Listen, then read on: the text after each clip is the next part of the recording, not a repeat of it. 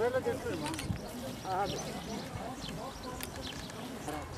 Görüntü alsın.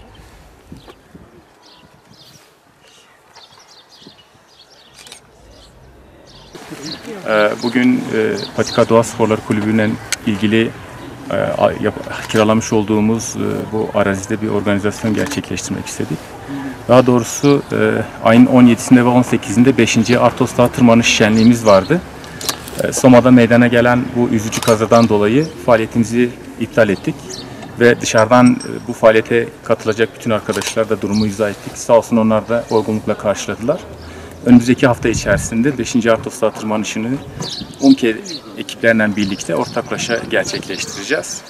Bugün burada toplanmamızın sebebi de bu kazada hayatlarını kaybeden kardeşlerimiz için bir ağaç dikme günümüz olacak. Hep beraber buradayız. Onların anısına bugün o ağaçları dikeceğiz. Burada bulunmamızın amacı Soma'da hayatını kaybeden vatandaşlarımızın anısına fidan dikmek. Biz UMKE ekipleri olarak orada bulunamadık. Bölgenin UMKE yapılanmasından kaynaklı ihtiyaç yoktu orada. Sağlık ekipleri yeterince çalışmalarını özveriyle gösterdiler.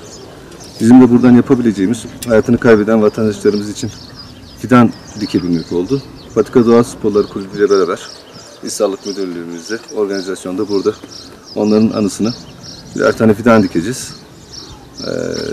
Ölenlere Allah'tan rahmet diliyoruz. Yakınlarına başsağlığı diliyoruz buradan sizin aracınızda. Allah yardımcıları olsun diyoruz. İnşallah ülkemiz bir daha bu tarz felaketlerle karşılaşmaz. Bizim çalışma amacımız onlara bu tarz felaketlerde yardımda bulunmak ama hiç arzu etmediğimiz durumlar bunlar. Tekrardan Allah'tan rahmet diliyoruz ölenlere. Bunun bataryası mı yok?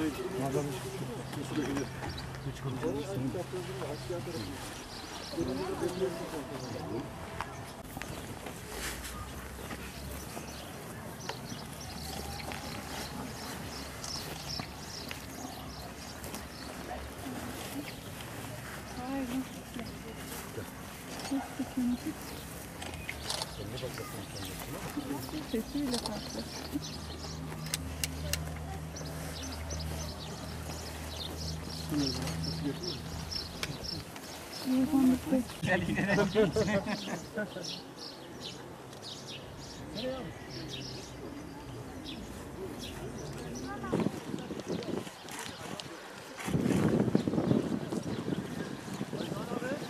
Ertan!